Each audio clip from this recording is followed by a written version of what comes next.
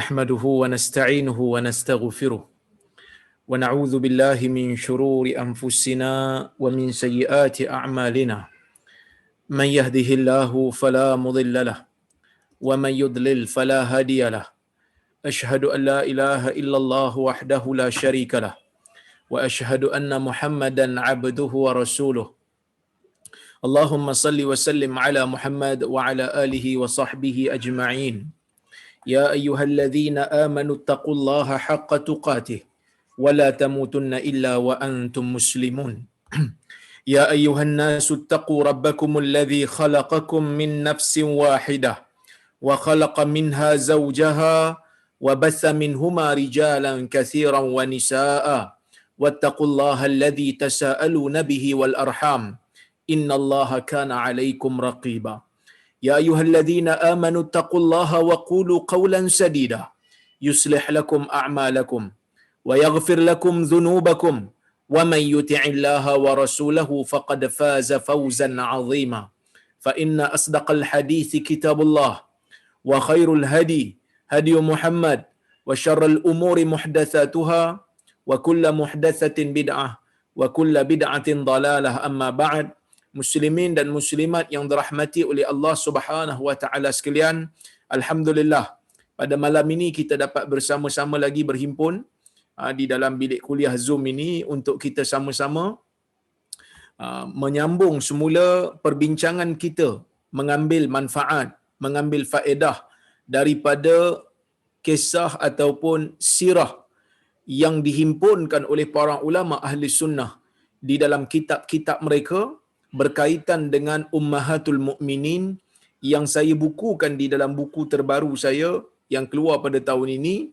yang mana buku ini merupakan buku yang dihimpunkan semata-mata untuk memperkenalkan masyarakat kita, ya, masyarakat kita tentang keistimewaan biografi isteri Nabi sallallahu alaihi wasallam, yang mana mereka merupakan ibu kita, yang mana mereka merupakan tokoh besar dalam kalangan umat ini, yang mana seganlah kita, malulah kita kalau kita ingat dan kenal artis-artis daripada kalangan orang-orang yang selebriti dalam negara, tetapi bila ditanya tentang Ummahatul Mukminin, kita tak kenal. Jadi insya-Allah mudah-mudahan dengan kewujudan buku ini sedikit sebanyak memperkenalkan kita tentang biografi, keistimewaan tokoh besar di dalam agama kita yang berkhidmat menjaga kehidupan Nabi sallallahu alaihi wasallam, mengatur urus rumah Nabi sallallahu alaihi wasallam, iaitu Ummahatul Mukminin. Tuan-tuan dan puan-puan rahmati Allah Subhanahu wa taala sekalian, dalam kuliah yang lepas kita telah pun membicarakan biografi dan kelebihan seorang isteri Nabi yang bernama Hindun. Siapa dia Hindun? Hindun ni nama terkenal dia ataupun dia lebih dikenali dengan nama Ummu Salamah. Yang mana kita dah tengok dalam kuliah yang lepas, banyak keistimewaan Ummu Salamah ni yang terangkum ataupun yang tersebut di dalam kitab-kitab sirah dan di dalam hadis Nabi sallallahu alaihi wasallam. Dan insya-Allah hari ini kita nak sambung. Siapa yang ada buku dekat tangan dia, boleh tengok muka surat 132. Siapa yang tak ada buku tak apa. Siapa yang nak beli buku boleh kontak Hadi Akmal, dia ada dalam bilik kuliah ni. Baik. Kita tengok muka surat 132. Iaitu Zainab bintu Jahash. Kita nak berbicara tentang Zainab Ummul Mukminin, Zainab bintu Jahash. Baik. Nama dan nasab beliau, ya. Nama beliau ialah Zainab bintu Jahash bin Riyab. Ibu beliau pula bernama Umaymah binti Abdul Muttalib bin Hashim. Mak dia nama Umaymah bintu Abdul Muttalib. Jadi kalau orang tengok aja nama binti Abdul Muttalib, orang dah tahu dah. Ini mesti ada kaitan nasabnya dengan nasab Nabi sallallahu alaihi wasallam. Maka kalau kita tengok kat sini, memang ada kaitanlah, sebab Nabi sallallahu alaihi wasallam juga cucu kepada Abdul Muttalib. Nabi anak kepada Abdullah. Dia pula anak kepada Umaymah binti Abdul Muttalib. Jadi sebab itu saya letakkan di situ, ini bermakna beliau merupakan sepupu Rasulullah sallallahu alaihi wasallam. Kunyah beliau ialah Ummul Hakam. Kunyah ni maksudnya seperti mana yang telah saya jelaskan berkali-kali dalam kuliah-kuliah yang lepas. Kunyah ini adalah kalau perempuan gelaran yang dimulakan dengan ummu, manakala untuk lelaki gelaran yang dimulakan dengan abu, dan ia sunnah kerana Nabi sallallahu alaihi wasallam membenarkan para sahabat.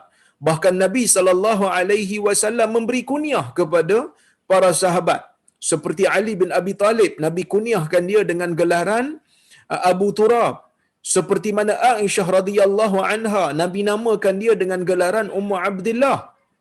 Begitu juga Nabi sallallahu alaihi wasallam sendiri memakai kunyah untuk diri dia, iaitu Abul Qasim. Jadi kunyah ini menjadi satu budaya bagi orang Arab daripada dulu, daripada zaman Nabi sallallahu alaihi wasallam Nabi perakukan, dan sampai sekarang ulama-ulama hadis juga mempunyai kunyah, dan ia merupakan tradisi yang diamalkan turun-temurun oleh orang Arab dan diakui sebagai sunnah. Baik, ulama sirah, kunyah dia adalah Ummul Hakam. Ulama sirah mengatakan bahawa nama sebenar bagi Zainab ini adalah Barrah. Lalu Rasulullah sallallahu alaihi wasallam tukarkan kepada Zainab. Rasulullah tukarkan kepada Zainab. Kenapa? Nanti kita akan tengok Nanti kita akan tengok ada masa kita baca tentang Juwairiyah nanti, ada sebab kenapa Nabi sallallahu alaihi wasallam tukar nama isterinya Zainab dan juga Juwairiyah daripada Barrah kepada nama yang sebenar mereka ataupun nama yang mereka terkenal sehingga pada hari ini. Ada sebab dia. Baik. Perkahwinan dengan Nabi sallallahu alaihi wasallam. Perkahwinan Zainab bintu Jahash dengan Nabi sallallahu alaihi wasallam. Kita semua tahu tuan-tuan, ataupun mungkin kebanyakan kita dah tahu. Nabi sallallahu alaihi wasallam menikah dengan anak dara ni seorang je. Nabi menikah dengan anak dara ni seorang je. Selain daripada itu, Nabi menikah dengan janda semua. Anak dara yang Nabi nikahi cuma Aisyah radhiyallahu anha, Aisyah bintu Abi Bakrin. Maka selain daripada itu janda. Bila mereka janda, sebelum daripada mereka menikah dengan Nabi sallallahu alaihi wasallam, pastinya mereka ada suami. Siapa suami dia? Kita nak tengok siapa suami Zainab bintu Jahash. Sebelum mengahwini Rasulullah sallallahu alaihi wasallam, beliau merupakan isteri kepada Zaid bin Harithah radhiyallahu anhu. Bila sebut Zaid bin Harithah, mungkin ada di kalangan kita yang biasa dengar nama dia. Zaid bin Harithah merupakan seorang sahabat Nabi sallallahu alaihi wasallam yang terkenal. Kenapa dia terkenal? Kerana dia ni merupakan orang yang menemani Nabi sallallahu alaihi wasallam ketika mana Nabi sallallahu alaihi wasallam pergi ke Taif. Kita semua tahu peristiwa Taif, di mana Nabi sallallahu alaihi wasallam sewaktu mana Nabi berada dalam keadaan tertekan, Nabi berada dalam keadaan di ruang yang sangat sempit di Mekah. Pada masa tu tak ada ruang dah Nabi nampak untuk orang-orang besar Mekah ni terima Islam pada masa itu. Sehingga kan Nabi tak nampak jalan, maka pada ketika itu Nabi sallallahu alaihi wasallam membawa diri. Nabi sallallahu alaihi wasallam cari tempat.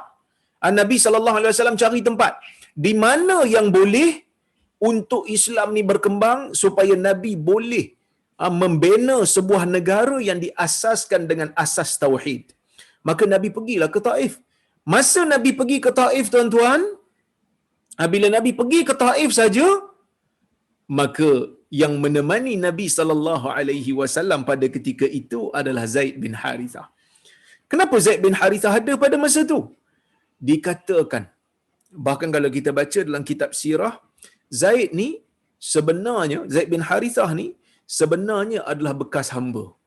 Dia asalnya hamba, kemudian Khadijah radhiyallahu anha beli dia, dan bila Khadijah kahwin saja dengan Nabi sallallahu alaihi wasallam, Khadijah menghadiahkannya kepada Nabi sallallahu alaihi wasallam, dan akhirnya Nabi sallallahu alaihi wasallam membebaskan dia dan memerdekakan dia.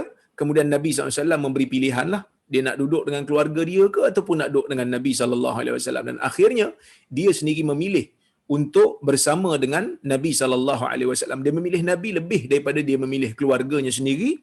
Maka lepas daripada tu, sebelum daripada tu, dia digelar sebagai Zaid bin Muhammad kerana Nabi SAW ambil dia sebagai anak angkat, Zaid bin Muhammad, sehingga turunnya ayat perintah daripada Allah Subhanahu Wa Taala yang mengatakan bahawasanya anak angkat tidak boleh dibinkan kepada bapa angkatnya. Maka dalam keadaan tu dia menukar nama dia daripada Zaid bin Muhammad kepada Zaid bin Harithah. Maka Zaid bin Harithah terkenal kerana apa? Kerana dia merupakan anak angkat Nabi sallallahu alaihi wasallam, sentiasa menemani Nabi sallallahu alaihi wasallam, dan dalam peperangan yang besar, satu rekod dalam sejarah, bukan kata sejarah Islam saja, sejarah dunia tuan-tuan. Menjadi sejarah dunia. Satu negara yang kecil seperti Madinah Al-Munawwarah ataupun Al-Madinah An-Nabawiyah berjaya menjadikan kerajaan Rom Timur pada masa itu yang berpusat di Konstantinopel, yang pusat jajahan di daerah Arab pada masa itu, ada kawasan yang mereka tawan iaitu di Karak, di Jamiah Mu'tah, di kawasan tempat saya belajar masa degree dulu, iaitu Mu'tah. Di medan itu adanya orang Islam, pernahnya orang Islam bertempur dengan kerajaan Rom, yang mana Nabi sallallahu alaihi wasallam hantar sahabat dia apabila utusan Nabi dibunuh oleh Maharaja Ghassan pada masa itu yang bernaung di bawah kerajaan Rom. Maka Nabi sallallahu alaihi wasallam menghantar tentera, dan Nabi berpesan kepada tentera yang Nabi hantar tu. Nabi kata, ketua kamu dalam peperangan ini, yang akan menjadi panglima perang kamu, yang akan memberi arahan, yang akan jadi general kamu dalam peperangan ini adalah Zaid bin Harithah. Jika dia gugur syahid, maka akan diganti oleh Ja'far bin Abi Talib. Kalau dia gugur syahid, akan dilantik dengan Abdullah bin Rawahah, dan apabila dia syahid, maka pilihlah siapa-siapa yang kamu nak. Maka Nabi SAW hantar mereka, Zaid bin Harithah mengetuai peperangan tersebut, syahid dia. Kenapa? Kerana Rom ni satu kuasa yang besar tuan-tuan.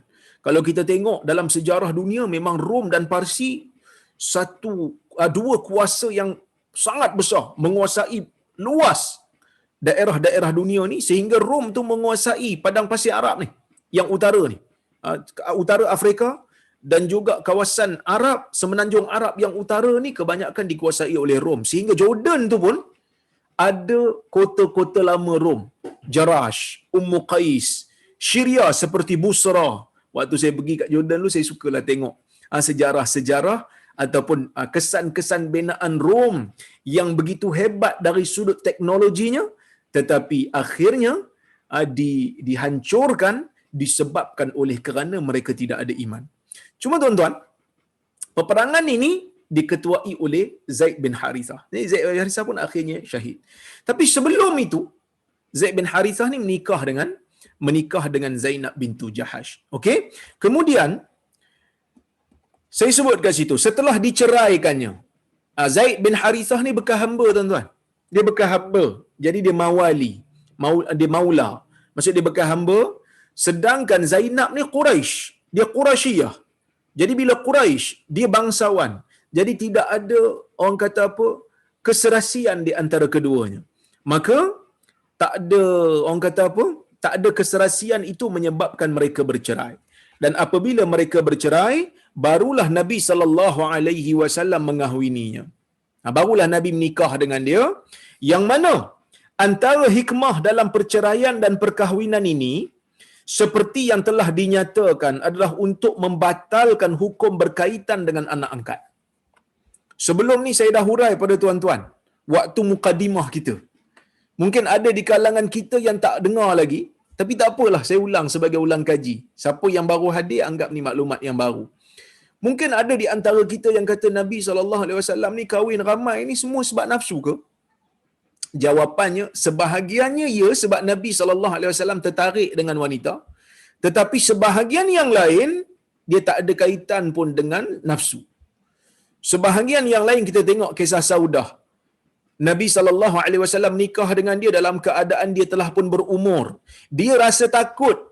Bukan kata Nabi nak ceraikan dia. Dia sendiri takut seolah-olah macam Nabi nak ceraikan dia sebab dia dah berumur. Dia janda. Maka dia minta Nabi SAW untuk tidak ceraikan dia dan dia hadiahkan hari dia kepada Aisyah. Maka perkahwinan Nabi sebahagiannya disebabkan oleh kerana nak membantu janda yang suami mereka terkorban dalam peperangan. Itu yang pertama. Yang kedua, perkahwinan Nabi SAW adalah disebabkan, bukan semata-mata disebabkan oleh nafsu syahwat semata-mata, tetapi sebahagiannya adalah disebabkan oleh kerana Nabi SAW ini nak menyatakan hukum. Seperti yang mana disebutkan dalam kisah Zainab ni, yang mana sebelum ini orang panggil Zaid tu Zaid bin Muhammad, Zaid bin Muhammad, Zaid bin Muhammad sebab dia anak angkat. Bila Islam melarang anak angkat dibinkan dengan ayah angkatnya, mesti dibinkan kepada ayah sebenar dia, maka tidak ada yang lebih kukuh dan kuat untuk membatalkan benda ni sehinggalah apabila ia dipraktikkan sendiri oleh Nabi SAW. Baru jadi kuat. Kalau setakat cakap, mungkin orang dengar tapi orang masih lagi tak dapat nak buang. Last bila Nabi sendiri buat, baru orang tahu, ini sangat memberikan kesan yang mendalam untuk mengubah pandangan ataupun untuk mengubah kepercayaan pada sesuatu hukum yang telah mendasar. Walaupun sebenarnya dari sudut kejelasan arahan datang dalam lafaz lagi jelas berbanding perbuatan. Tapi nak mengubah persepsi, nak mengubah kepercayaan yang telah berakar umbi dalam masyarakat, yang mana sebelum ni dia orang dok anggap anak angkat memang macam anak betul. Maka bila Islam nak buang benda ni, bila Islam nak ubah benda ni, maka Nabi SAW diarahkan oleh Allah untuk menikah dengan Zainab. Jadi bila orang tengok, Muhammad kahwin dengan menantu dia. Bila cek-cek balik, bukan menantu betul, rupanya menantu angkat saja. Zaid dengan Nabi Muhammad SAW ni tak ada kaitan pertalian darah pun.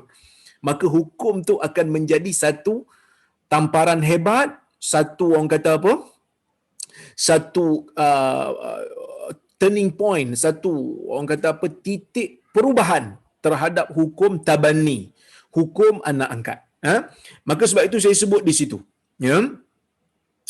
Ini seperti yang telah dinyatakan adalah untuk membatalkan hukum berkaitan anak angkat.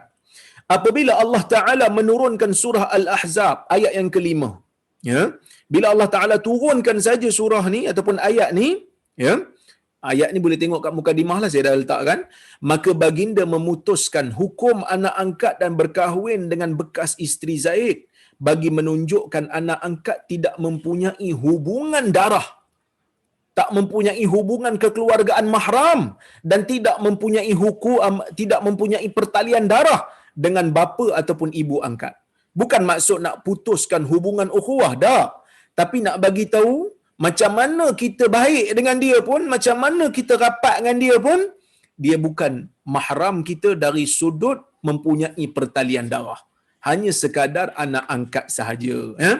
Pernikahan dengan Rasulullah sallallahu alaihi wasallam ini berlaku pada tahun ke-5 Hijrah menurut pandangan Qatadah rahimahullah, manakala menurut Abu Ubaidah radhiyallahu anhu ia berlangsung pada tahun ke-3 Hijrah.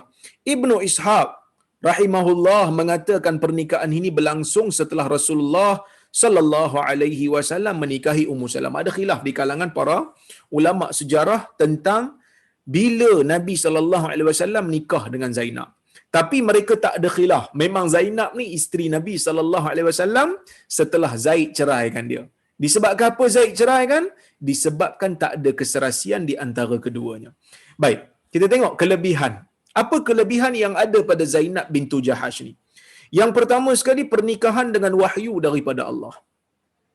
Kalau kita tengok tuan-tuan, Allah Ta'ala yang arahkan Nabi, Allah Ta'ala yang perintahkan Nabi untuk ambil Zainab ni sebagai isterinya. Dan ini merupakan satu perkara yang dibanggakan sendiri oleh Zainab bintu Jahash. Sebab itu saya sebut muka surat 134. Antara kelebihan Zainab radhiyallahu anha ialah Allah Ta'ala menikahkan beliau dengan Rasulullah sallallahu alaihi wasallam, dan pernikahan itu berdasarkan kepada arahan Allah. Oleh kerana itu Zainab radhiyallahu anha bergembira dengan hakikat ni. Pernikahan tu berlaku dengan arahan Allah.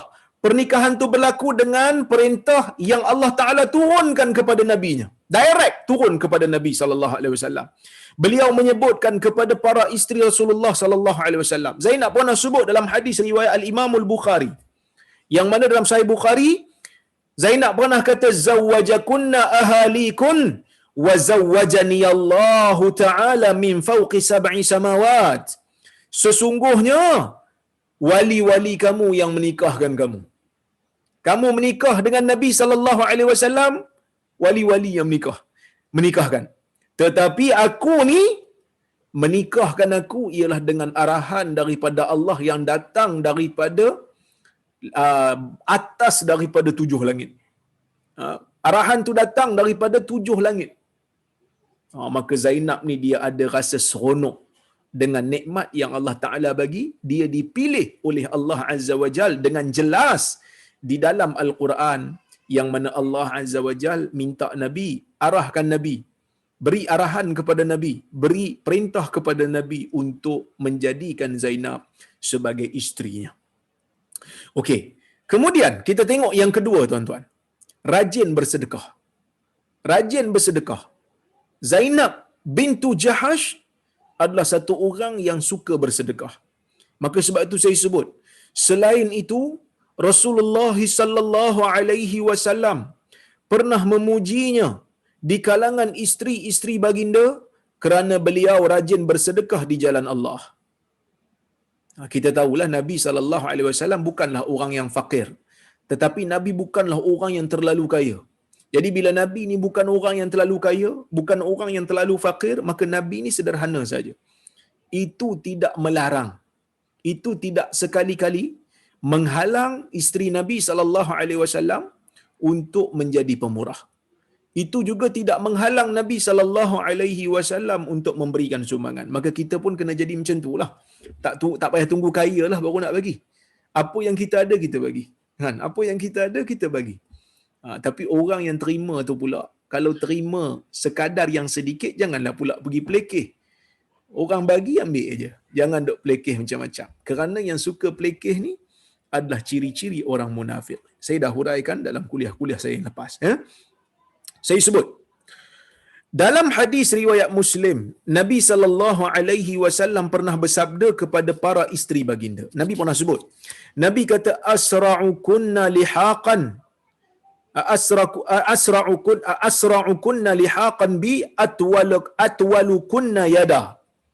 Dalam hadis riwayat Al-Imam Muslim, Nabi mengatakan, orang yang paling cepat mengikut aku, orang yang paling cepat menuruti aku dalam ke alam barzah dari sudut umur. Nabi SAW bila dia kata, bila aku dah wafat nanti ni, orang yang paling cepat di kalangan kamu wahai isteri-isteriku ialah orang yang paling panjang tangannya. Atwalukunna yada, orang yang paling panjang tangannya. Jadi sebahagian daripada isteri Nabi bila dengar perkataan Nabi ni, mereka ingat Nabi sallallahu alaihi wasallam maksudkan makna literal. Kerana bahasa Arab ni pun macam bahasa Melayu juga. Ada yang literal, ada yang metafora. Ada yang literal. Literal ni maksudnya sesuatu yang diletakkan, perkataan ataupun ayat yang diletakkan pada makna asal. Singa maksud singa lah. Kan? Panjang maksud panjang lah.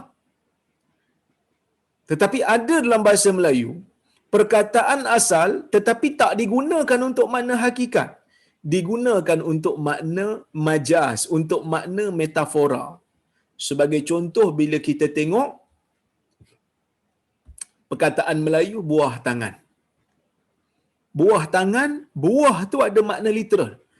Sesuatu yang dihasilkan oleh pokok yang ada biji padanya.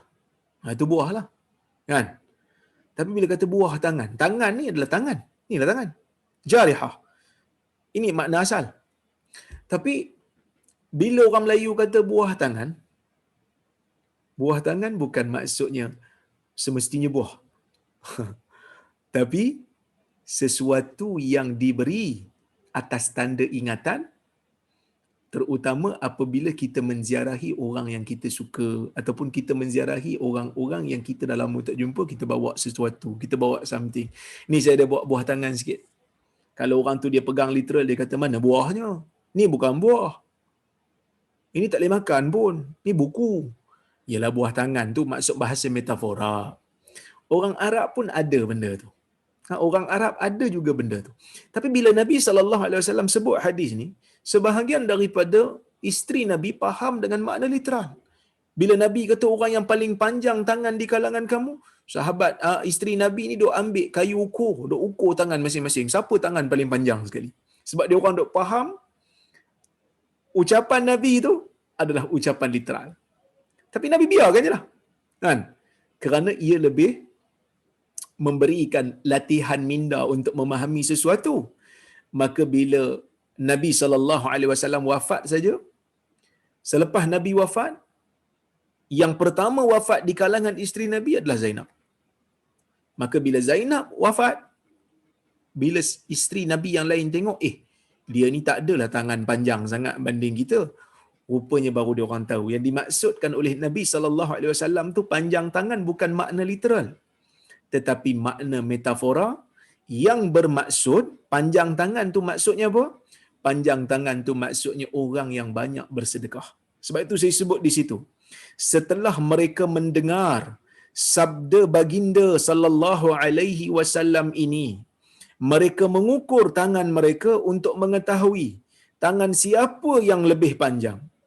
Setelah kewafatan Rasulullah sallallahu alaihi wasallam, mereka nampak Zainab radhiyallahu anha yang wafat dulu, yang wafat terlebih dahulu, dan mereka akhirnya faham yang dimaksudkan dengan yang paling panjang itu ialah orang yang paling banyak bersedekah. Kerana dalam bahasa Arab panjang tangan maksudnya orang yang paling banyak sedekah. Okey? Orang yang banyak sumbangan. Orang yang banyak sumbangan dia. Contohnya macam Zainab ni. So bila tu disebut, Nabi sebut panjang tangan. Yang paling awal ikut aku yang panjang tangan. Kita dalam bahasa Melayu panjang tangan ni konotasi dia negatif sikit. Jadi sebab itu bila nak mentafsirkan hadis, dia kena tengok suasana. Kena tengok suasana di zaman periwayatan Nabi SAW. Kerana mungkin bahasa tu telah berevolusi. Jadi kita kena faham yang tu. Perbezaan bahasa pun kadang-kadang memberi kesan yang besar. Kalau orang yang pakar sastra Melayu baca yang ni, mungkin silap faham lah. Sebab dia tak ada background Arab. Dia kata panjang tangan. Panjang tangan maksud ada isteri Nabi yang mencuri. Tak. Bahasa Arab panjang tangan bukan maksud suka mencuri. Bahasa Arab panjang tangan maksudnya suka bersedekah. Saya selalu bagi contoh. Contohnya macam singa. Singa ni orang Arab guna untuk metafora, tashbih. Tashbih ni apa dia? Tashbih ni ialah menyamakan satu benda dengan satu benda yang lain disebabkan ada persamaan walaupun satu sifat. Bukan sama semua bentuk, tak. Satu sifat sama sudah cukup untuk disamakan dia dengan satu benda yang lain. Sebagai contoh, kita kata, hang ni macam singa. Awak ni macam singa. Perkataan awak macam singa, orang Melayu guna. Arab pun guna. Tapi walaupun kedua-dua bangsa guna, tetapi konotasi berbeza. Yang mana orang Melayu bila sebut dia tu garang macam singa, ataupun dia kata itu singa dah ada dalam kelas. Singa dah masuk kelas. Anak murid dia kata, tu singa dah masuk. Kan? Dia kata kat cikgu dia yang garang. Cikgu dia yang bengis seperti singa. Ia memberikan konotasi yang negatif. Maksudnya orang tu garang, tak kena tempat. Garang setiap masa macam singa. Jadi bila kita panggil orang singa, mungkin orang Melayu ada yang terasa offended. Ada yang terasa seolah-olah macam orang duk sindir dia ataupun orang duk kata benda yang tak elok pada dia. Tu singa tu dah mari dah. Hang kata aku singa dia ada konotasi yang macam negatif sikit. Orang Arab guna juga perkataan singa ni untuk tashbih. Orang Arab guna juga untuk penyamaan. Tetapi orang Arab bila disamakan seseorang tu dengan singa, ia memberikan konotasi yang positif.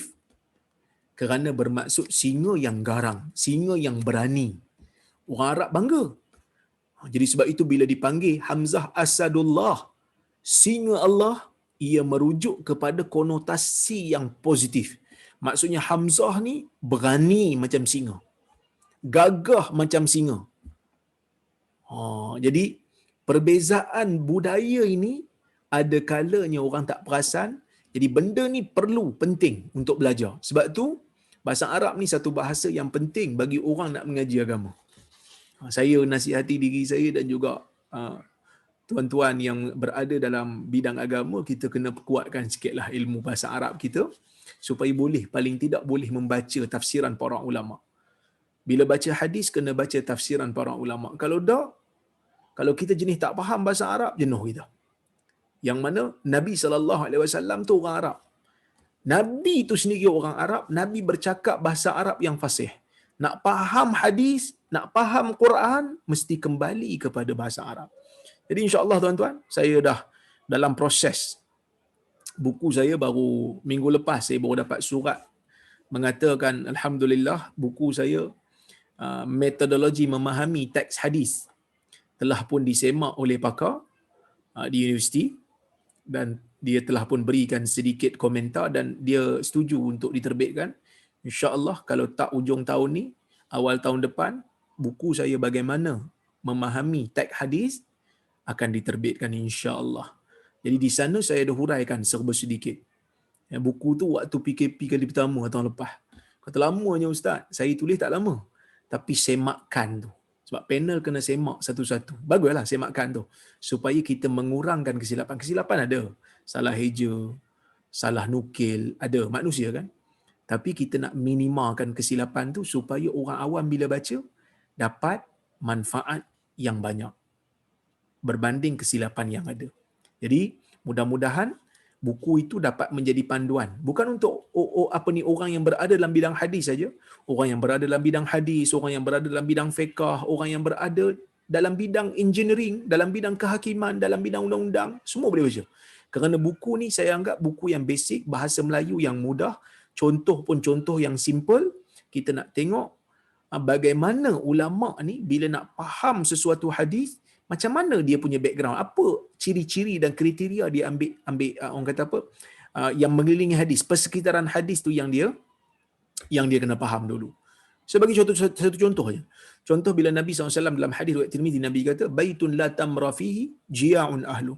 Rumah yang tidak ada tamar padanya, maka laparlah ahli rumah tu. Kita pun tengok, kita kata rumah saya ni Ustaz yang betul-betul ada tamarnya bila masuk bulan puasa lah Ustaz. Bila datang satu seruan, yang mana seruan tu bila datang memang kita akan beli tamar, iaitu seruan Yusuf Tayyub. Yang mana bila ada seruan tu barulah kita beli tamar. Sepanjang tahun selain daripada bulan Ramadan, kadang-kadang saya tak beli pun tamar. Tak ada pun tamar kat rumah, tapi tak lapar pun.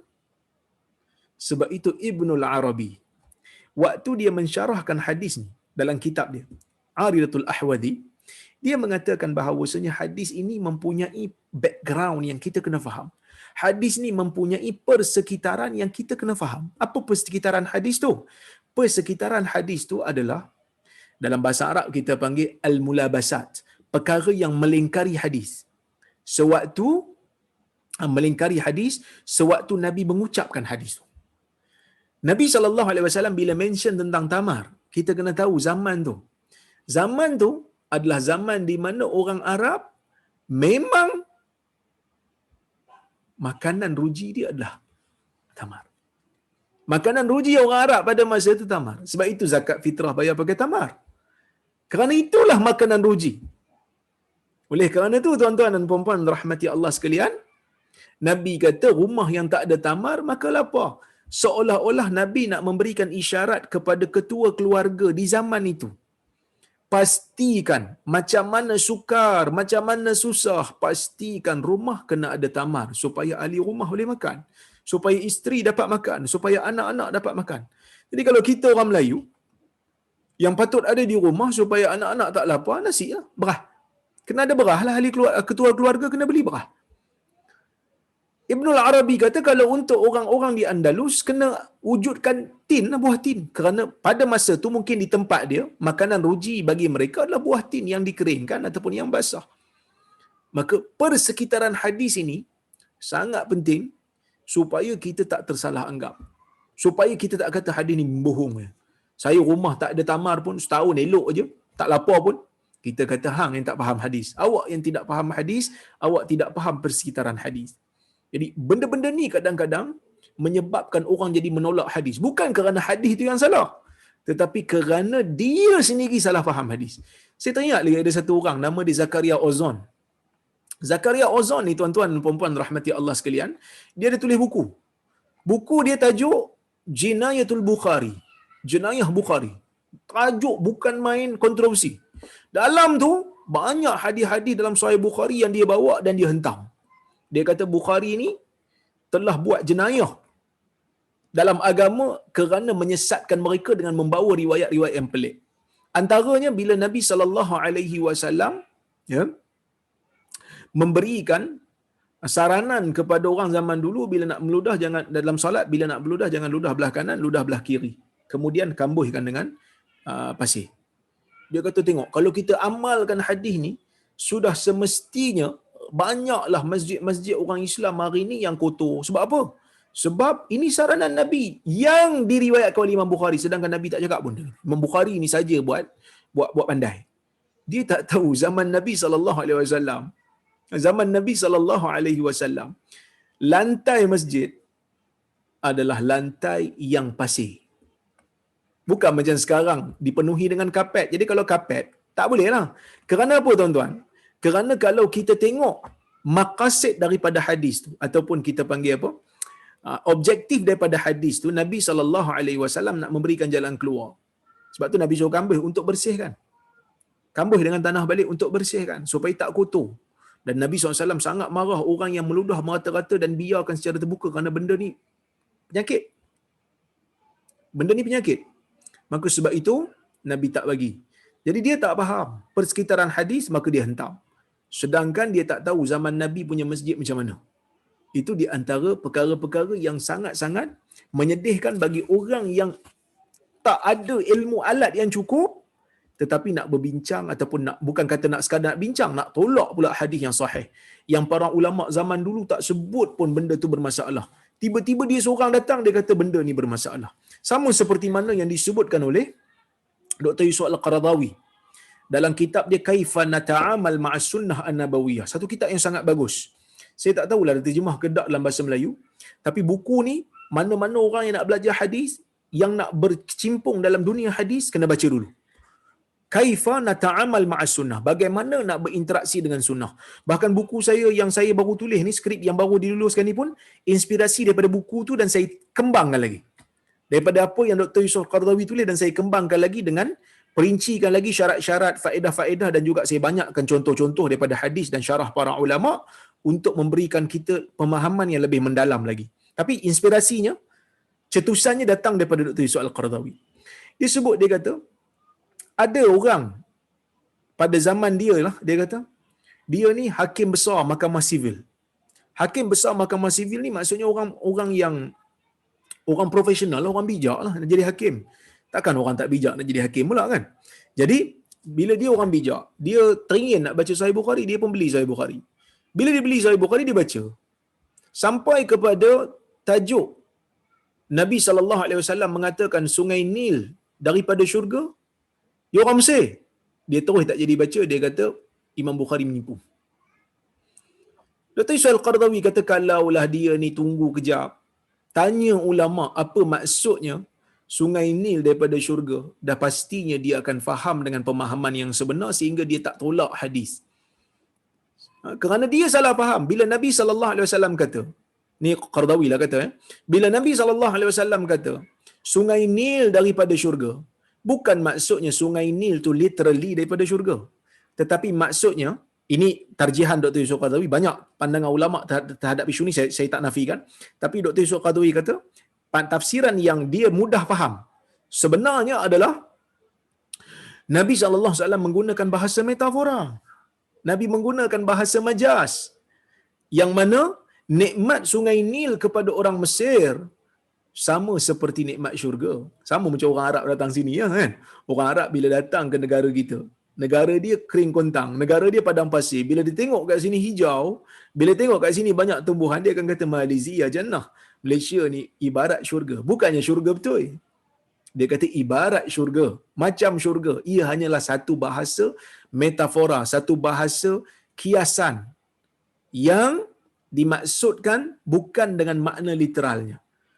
Kita jangan terlalu literal lah, terutamanya bila orang tak maksudkan dengan maksud yang literal. Jadi sama juga dalam isu ni, yang mana bila Nabi SAW sebut orang yang paling cepat akan meninggal dunia selepas Nabi, yang paling utama ialah yang paling panjang tangan. Isteri Nabi yang lain semua pakai ukur tangan. Tengok Zainab pergi dulu. Bila Zainab pergi dulu lepas Nabi wafat, dia orang tengok, Zainab tak panjang pun tangan dari sudut literalnya. Kita dah ukur tak panjang pun, orang lain panjang lagi. Bila tengok balik, rupanya dia banyak bersedekah.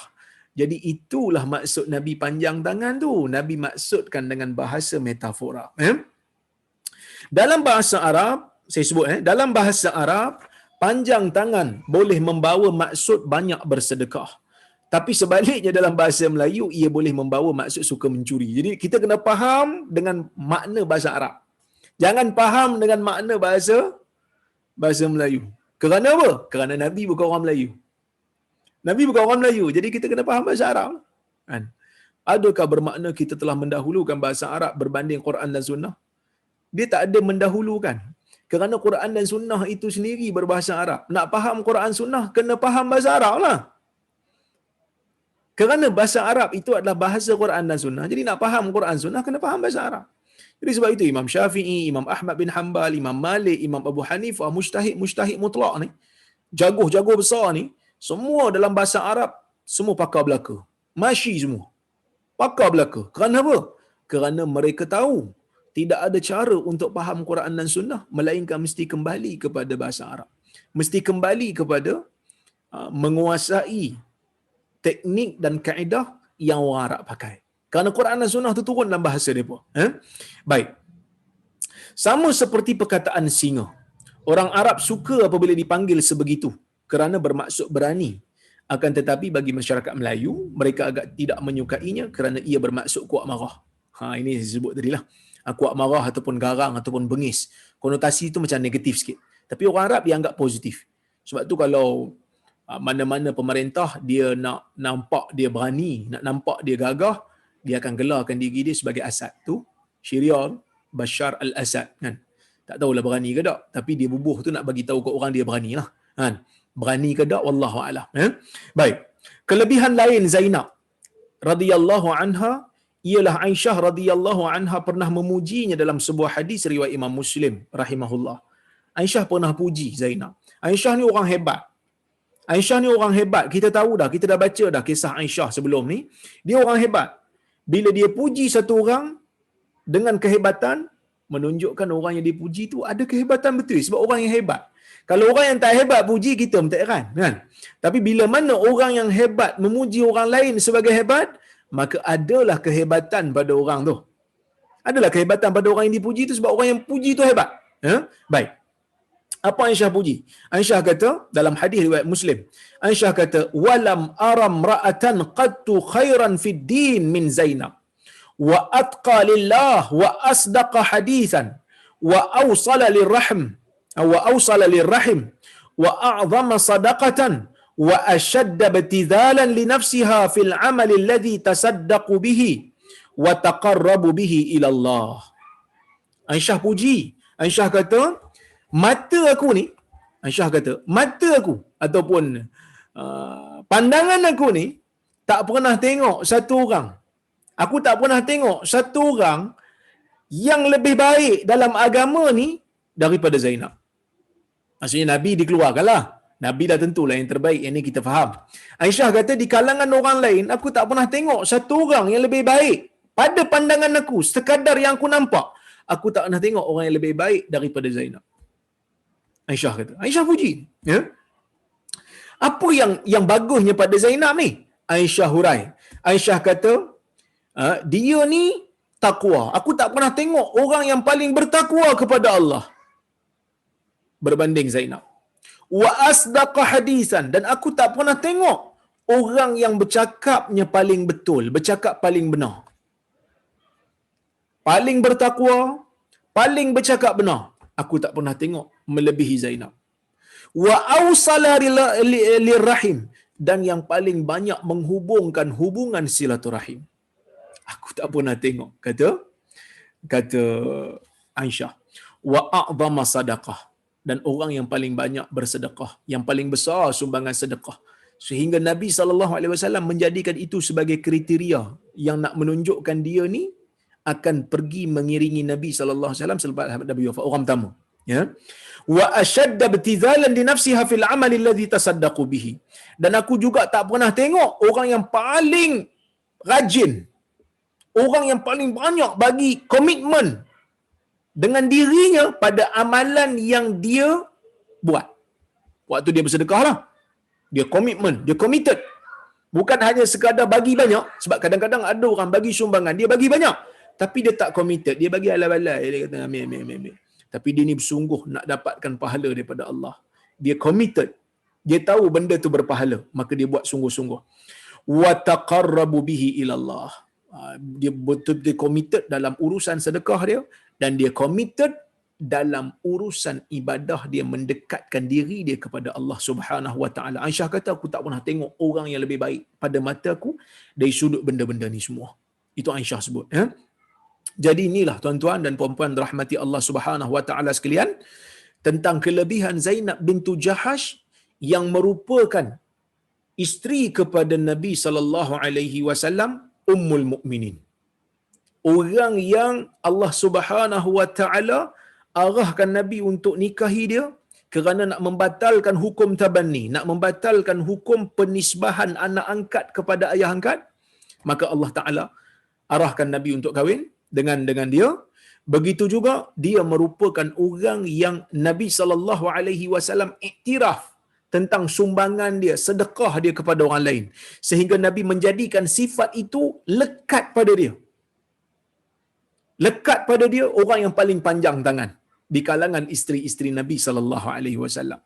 Dan Aisyah juga memuji dia, orang yang kuat beribadat kepada Allah Subhanahu wa taala. Dia ni kuat ibadat. Dia kuat beribadat kepada Allah, dan orang yang bertakwa, takut pada Allah, dia banyak qiyamul lail, dia banyak solat. Kemudian dia menghubungkan silaturahim, dia tidak memutuskan silaturahim. Dan juga tuan-tuan dan puan-puan rahmati Allah sekalian, dia cakap benar. Dia cakap betul, dia tak takut pada Allah, dia tak takut pada orang lain untuk bercakap benar demi Allah.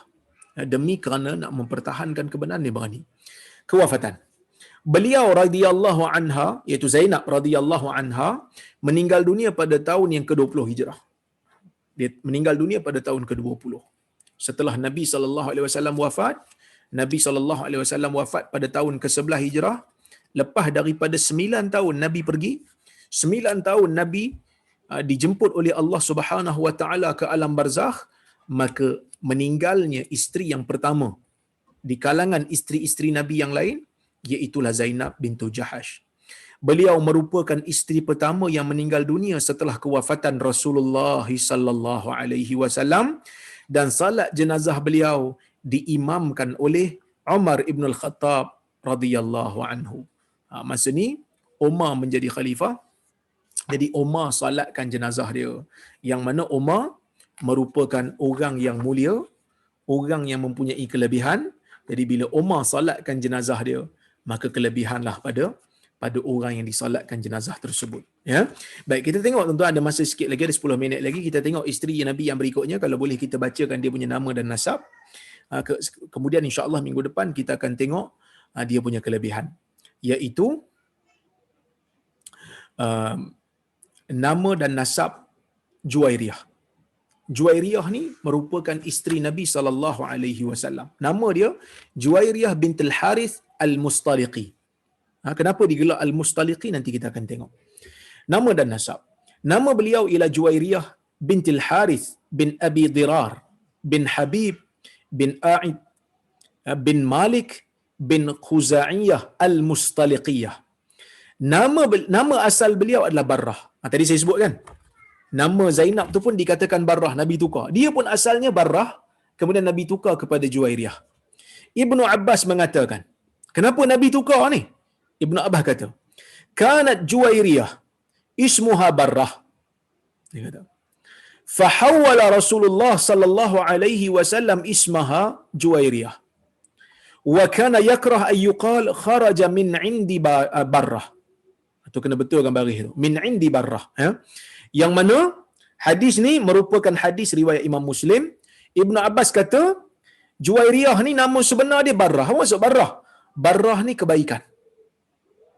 Barrah ni maksudnya kebaikan, yang mana Nabi sallallahu alaihi wasallam tukar nama dia daripada Barrah kepada Juwairiyah kerana Nabi sallallahu alaihi wasallam tak suka bila Nabi jumpa dia, nama dia Barrah, bila Nabi jumpa dia, bila Nabi keluar daripada rumah dia nak pergi ke tempat lain, orang kata Nabi baru keluar daripada kebaikan. Sedangkan kebaikan tu ada pada Nabi setiap masa. Nabi tak nak orang kata Nabi keluar daripada kebaikan. Nabi tak mahu. Maka sebab tu Nabi SAW tukar nama dia daripada Barrah kepada Juwairiyah. Ya? Daripada perkataan Jariyah lah, iaitu perempuan. Perempuan. Ya? Baik. Kemudian perkahwinan dengan Nabi SAW. Juwairiyah radhiyallahu anha pada awalnya ditawan oleh tentera Islam dalam peperangan Banil Mustaliq. Kalau kita tengok dalam sejarah, dalam sirah, Juwairiyah ni memang asalnya hamba yang ditawan. Dia berasal daripada kawasan Banil Mustaliq. Apa itu Banil Mustaliq? Dia adalah satu peperangan yang berlaku pada tahun ke-5 Hijrah. Peperangan Banil Mustaliq ataupun peperangan Muraisi', dia berlaku pada tahun ke-5 Hijrah mengikut pandangan jumhur ataupun majoriti ulama sirah. Cuma Ibn Ishaq je kata berlaku pada tahun ke-6. Khilaf di kalangan para ulama, tapi majoriti kata pada tahun ke-5 Hijrah. Yang mana sebab berlaku peperangan ni adalah kerana ada seorang pemimpin daripada kalangan puak Banil Mustaliq ni, nama dia Harith bin Abi Dirar, yang merupakan bapa kepada Juwairiyah ni. Dia ni mengumpulkan kaum-kaum dia dan orang yang sekitar dia yang berjanji setia dengan dia untuk memerangi Nabi SAW, untuk berperang dengan Nabi. Dia siap beli senjata dah. Maka Nabi SAW menghantar sahabat nama Buraidah bin Al-Hasib. Nabi hantar sahabat bernama Buraidah, maka untuk pergi tengok, betul ke dia nak perang dengan Nabi ni? Betul ke dia nak memerangi Madinah ni? Maka dia ni pun pergi, rupanya dia bagi tahu, betul ya Rasulullah, memang dia pun nak berperang. Maka bila nak berperang ni, Nabi SAW pun kumpul tentera bersama dengan 700 orang. Nabi keluar bersama dengan 700 orang tentera dan 30 tentera berkuda, serang mereka dalam keadaan mereka tidak sedar. Ini ada timbul persoalan sikit, betul ke Nabi serang dalam keadaan dia orang tak sedar? Ada sebahagian ulama kata tak pernah Nabi berperang dalam keadaan tak bagi amaran dulu. Biasa Nabi akan bagi amaran dulu. Tapi ni dalam riwayat dalam riwayat yang sahih menyebut Nabi tak bagi apa-apa warning. Jadi Syekh Muhammad Ghazali dalam kitab dia Fiqh Sirah Nabawiyah mengatakan bahawasanya tak mungkin Nabi perang dia, serang dia orang dalam keadaan tak bagi inzar, tak bagi warning. Ini berbeza, bercanggah dengan amalan Nabi dalam peperangan. Tetapi sebahagian ulama kata Nabi tak bagi, dalam banyak keadaan Nabi akan bagi warning supaya mereka tarik balik. Tapi dalam isu ni mungkin kerana mereka telah sampai dakwah kepada mereka, dah sampai dah dakwah pada mereka, dan oleh kerana mereka nak memerangi Nabi dulu, maka tidak ada sebab untuk Nabi bagi warning, dan akhirnya mereka ditawan. Dan bila ditawan, tuan-tuan dan puan-puan rahmati Allah sekalian, di antara tawanan-tawanan yang ada adalah Juwairiyah ni lah. Dan Juwairiyah ni anak kepada Harith bin Abi Dirar, iaitu pemimpin. Dan bila mana peperangan ini berakhir, bila peperangan ni berakhir aja, Juwairiyah ni dia tak berada di bawah milik Nabi. Dia jadi hamba lah. Dia berada di bawah sahabat yang lain, itu Sabit. Nanti kita akan bincang. Baik. Kita baca dulu. Banil Mustalik, dia ditawan oleh tentera Islam pada dalam peperangan Banil Mustalik yang berlaku pada tahun ke-5 Hijrah. Sebahagian ulama mengatakan peperangan ini berlaku pada tahun ke-6 Hijrah.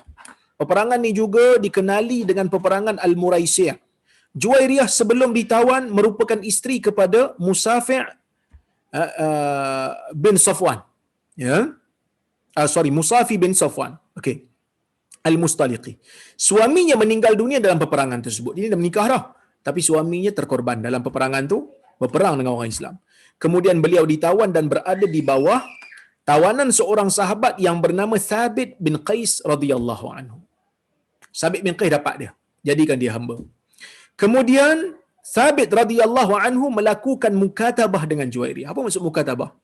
Mukatabah ni maksudnya bila kita ada hamba, hamba tu milik kita. Jadi dia akan kata kat kita, dia mungkin beri tawaran pada kita sebagai tuan dia.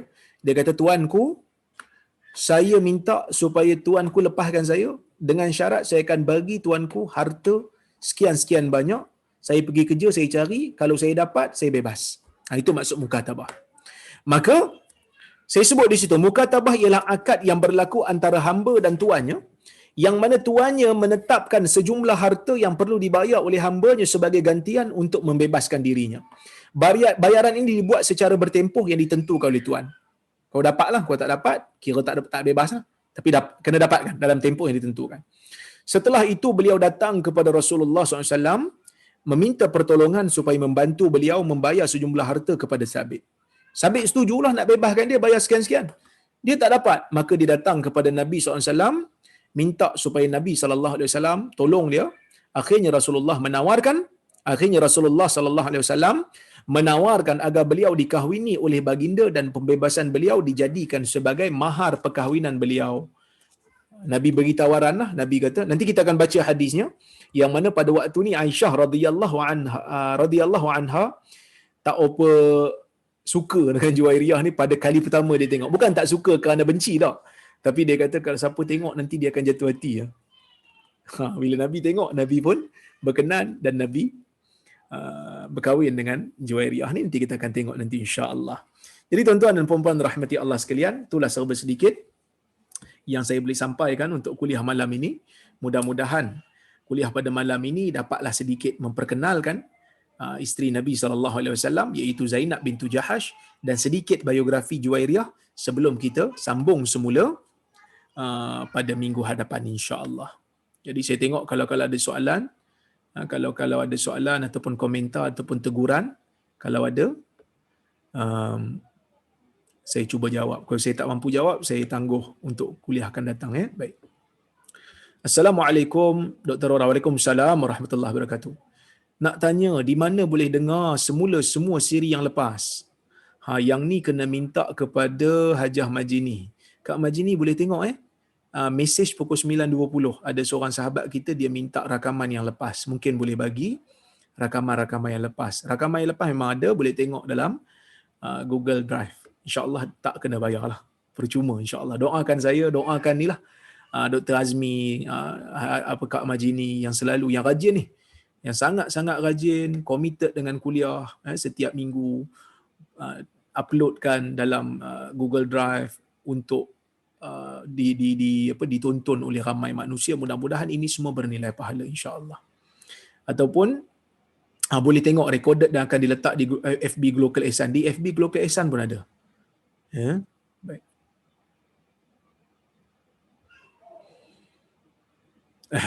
Ni ada yang nak beli buku. Siapa nak beli buku boleh tengok di Facebook Hadi Akmal. Boleh juga pergi ke Shopee Hadi Akmal.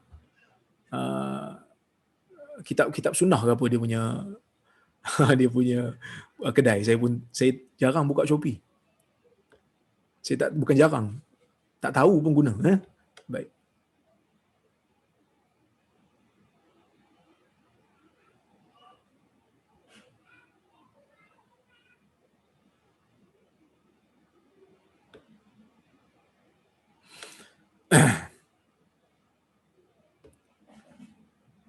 Assalamualaikum. Waalaikumsalam. Puasa 6 di bulan Syawal, adakah perlu dibuat secara berturut-turut ataupun boleh berasing-asing?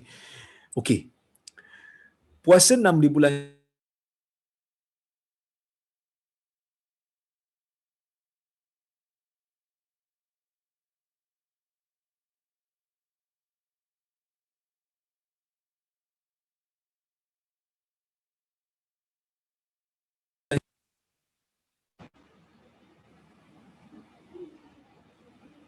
Test. Dengar ke suara saya? Tiba-tiba hilang pula ni. Okey, dia datang balik. Okey. Puasa 6 di bulan Syawal. Nabi SAW sebut dalam hadis, Nabi kata, "Man sama Ramadhana summa atba'ahu sittan min Syawal kana lahu kasiyamid dahr." Sesiapa yang berpuasa pada bulan Ramadan kemudian diikuti 6 hari di bulan Syawal, maka dia akan dapat pahala seolah-olah dia berpuasa setahun. Nabi kata 6 hari di bulan Syawal. Nabi tak kata berturut-turut. Nabi kata 6 hari. Selagi mana ia dilakukan pada bulan Syawal, maka dikira sebagai puasa 6 di bulan Syawal. InsyaAllah. Jadi boleh terus puasa lah, sama ada berturut-turut ataupun tidak. Cuma kita tak lama dah ni, Syawal pun nak habis dah. Syawal pun nak habis dah, kena segeralah. Baik.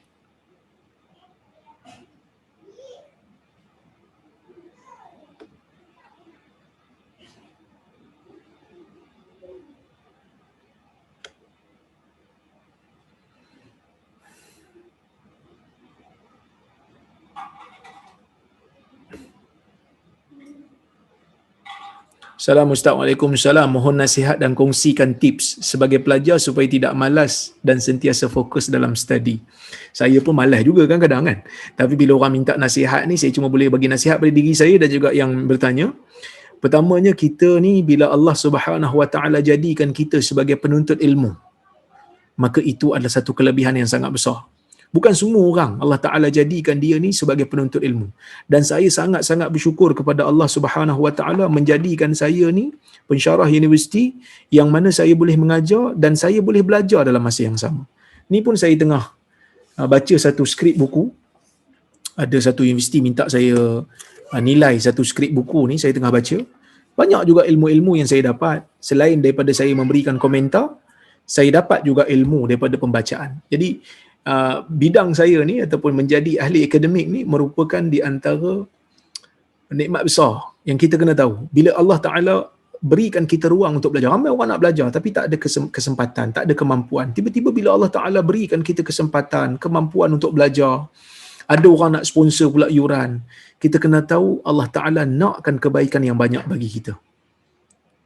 Kita menjadi orang yang berilmu, tak kira lah ilmu agama ke, ilmu dunia ke, selagi mana ilmu tu bermanfaat kepada umat, maka selagi itulah kita akan dapat pahala apabila kita menyebarkan ilmu. Kan? Bila kita menyebarkan ilmu, kita akan dikira sebagai orang yang memberi sumbangan dan manfaat kepada umat. Jadi tak boleh malah-malah lah. Tak boleh malah-malah. Kerana kalau kita malah, kita seolah-olah telah mensia-siakan ruang dan peluang yang Allah Ta'ala beri kepada kita. Okey? Baik.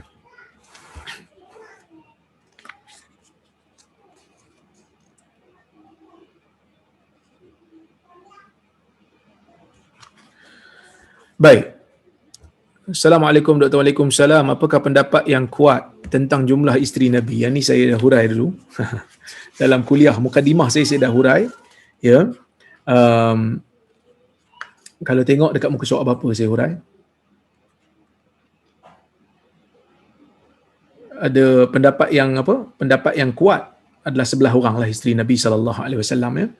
Cuma ada ulama beza sikit, ya. Ulama ada beza sikit, ada seorang isteri ataupun adakah dia isteri ataupun dia hamba, iaitu Raihanah.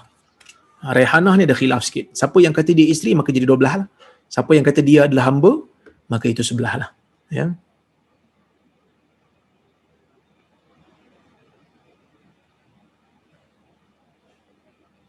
Assalamualaikum Dr. Waalaikumsalam. Kan zikir rukuk dan sujud sunnah 10 paling kurang, sujud sunnah 10 paling kurang 3. Tapi kalau baca 5 kali apa hukumnya? Tak ada masalah. Kerana ia termasuk dalam sunnah. Sebenarnya lebih pada 10 kali pun tak apa. Kerana kalau kita tengok solat gerhana, Nabi SAW berdiri lama dan rukuk pun lama. Rukuk lama ni maksudnya lebih banyaklah zikir yang dibaca.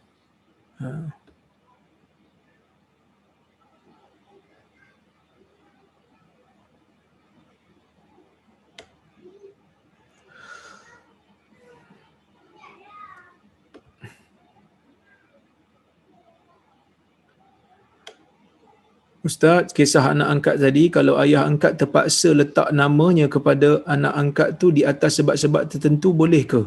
Tapi anak angkat tu dah tahu siapa sebenarnya keluarga kandung, dan masa nikah pun bapa kandung ada sekali. Sampai sekarang anak angkat tu binti bapa angkat. Tak boleh tuan-tuan. Tak boleh. Mesti dibenkan kepada ayah kandungnya. Ia merupakan satu dosa kerana kita menafikan hak ayah kandung. Wallahu a'lam. Assalamualaikum Dr. Waalaikumsalam. Bagaimana untuk kita menentukan satu ayat Al-Quran atau hadis yang bersifat literal ataupun metafora? Ini soalan bagus. Macam mana kita nak tahu kan? Ustaz duk cakap tadi ada literal, ada metafora. Asal bagi perkataan bahasa Arab adalah literal. Tidak boleh dimaknakan dengan makna metafora melainkan ada bukti yang menghalang kita untuk memaknakannya dengan makna literal. Contoh, saya nampak singa sedang minum di dalam restoran. Tak boleh nak kata makna literal. Kerana takkan singa masuk dalam restoran minum.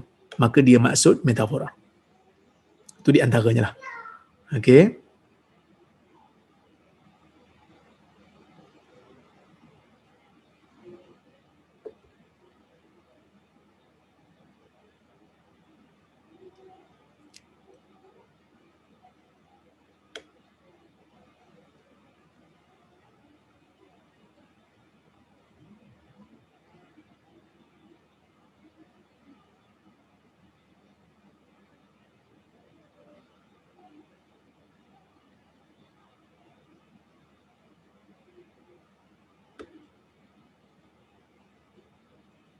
Assalamualaikum warahmatullahi wabarakatuh. Seorang kenalan saya selalu membatalkan wuduk ketika dia terasa nak terkentut.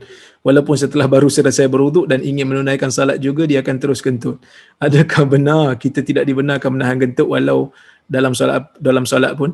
Tahan kentut dalam salat, kalau orang kata apa, di dalam istilah fiqh dipanggil mudafa'atul akhbathain, ataupun kita menahan kencing dan menahan buang air besar. Kalau menyebabkan sampai hilang khusyuk, termasuk kentut sekali lah. Kalau sampai menghilangkan khusyuk, maka eloklah kita kentut dulu lepas tu ambil wuduk. Kerana solat ni yang penting adalah khusyuk tu. Jadi kalau kita rasa nak kentut, kita kata kalau aku masuk dalam solat ni kan tak khusyuk belakang, kentut dulu, ambil wuduk lain, lepas tu solat. Itu lebih baik.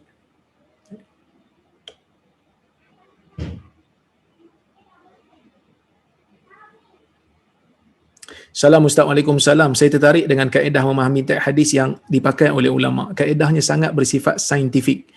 Sekarang pun research on text yang diamalkan perlu dibuat dalam konteks budaya setempat dan konteks masa. Ya, sangat betul. Dalam istilah ilmu hadis kita panggil al-ab'ad al-muhita bil hadis, iaitu dimensi yang melingkari hadis. Kita ada dimensi masa, dimensi tempat, dimensi Nabi yang bercakap, dan dimensi orang yang berhadapan dengan Nabi ataupun orang yang sedang berinteraksi dengan Nabi sallallahu alaihi wasallam. Okey.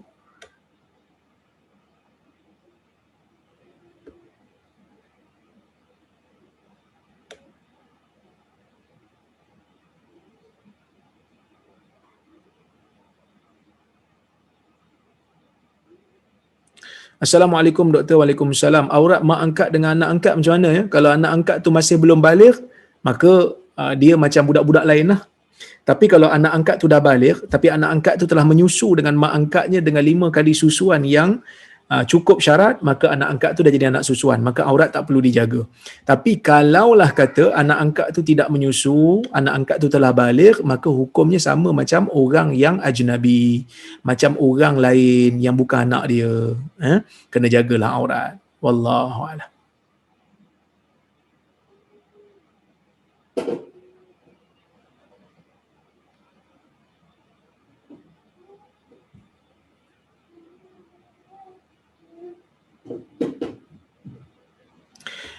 Jawami'ul kalim, adakah sama maksudnya dengan kata-kata majas Nabi? Nabi SAW memang diberikan dengan jawami'ul kalim. Jawami'ul kalim ni maksudnya perkataan, kunci perkataan. Maksudnya Nabi sebut satu perkataan tapi dipahami dengan makna yang luas. Macam semalamlah kita hurai, innamal a'malu binniyat tu boleh dipahami dengan macam-macam makna. Itu keistimewaan Nabi SAW. Jadi metafora ni pula ialah salah satu daripada lenggok perkataan Nabi. Lenggok perkataan yang boleh diambil faedah, maka Metafora Nabi pun termasuk dalam Jawami'ul Kalim. Kalau boleh difahami dengan pelbagai makna. Wallahu a'lam. Jadi, tuan-tuan, insya-Allah itu je kot yang saya boleh jawab. Saya minta maaf kalau ada soalan-soalan yang tak sempat saya jawab. InsyaAllah jika ada kesempatan dan masa kita bertemu lagi. Terima kasih banyak kepada Global. Terima kasih banyak kepada Dr. Azmi, Kak Majini yang menganjurkan majlis pada malam ini. Terima kasih kepada tuan-tuan dan puan-puan rahmati Allah yang mengikuti kuliah pada malam ini, mengambil faedah bersama-sama dengan saya. Saya mohon maaf terkasar bahasa tersilap kata. Aqulu qawli hadha wa astaghfirullahal azim li wa lakum. Wassalamualaikum warahmatullahi wabarakatuh.